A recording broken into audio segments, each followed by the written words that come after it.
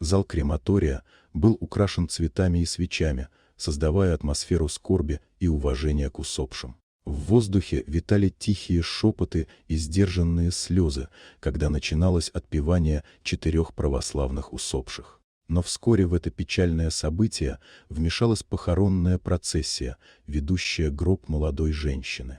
Родственники, собравшиеся вокруг, выглядели странно. Их лица были напряжены, но не выражали привычной скорби. Вместо этого в их глазах читались тревога и нечто иное, что заставляло окружающих насторожиться.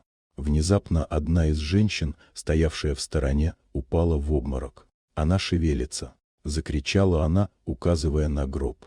В комнате воцарилась паника, и вскоре начался процесс закручивания гробов и их отправки в печь. Мужчина, стоявший у гроба своей покойной супруги, с тревогой следил за происходящим. Он знал, что его жена не должна была покинуть этот мир, и подкупил рабочих, чтобы ускорить процесс кремации.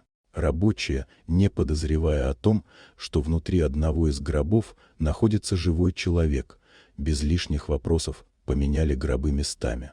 Тем временем, когда рабочие начали свою работу, они неожиданно обнаружили женщину, которая к их ужасу была жива. Она с трудом пришла в себя и рассказала свою историю.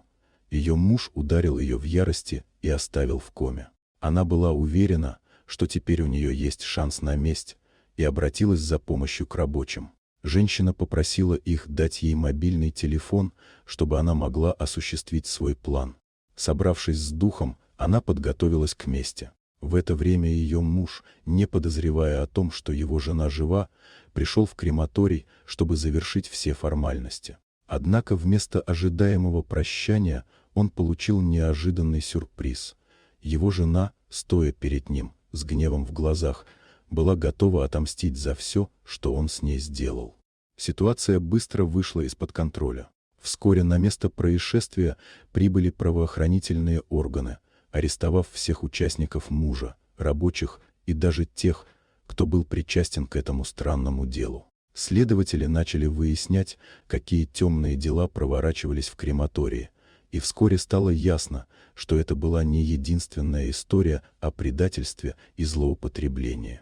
Света, сестра покойной, стояла у входа, наблюдая за арестом своего зятя. Она понимала, что даже самые близкие люди могут совершать жестокие предательства, и что иногда справедливость требует необычных путей. Эта история оставила глубокий след в ее сердце, напомнив о том, как важно быть внимательным к тем, кто рядом, и о том, что истинная сила может проявляться в самых неожиданных обстоятельствах.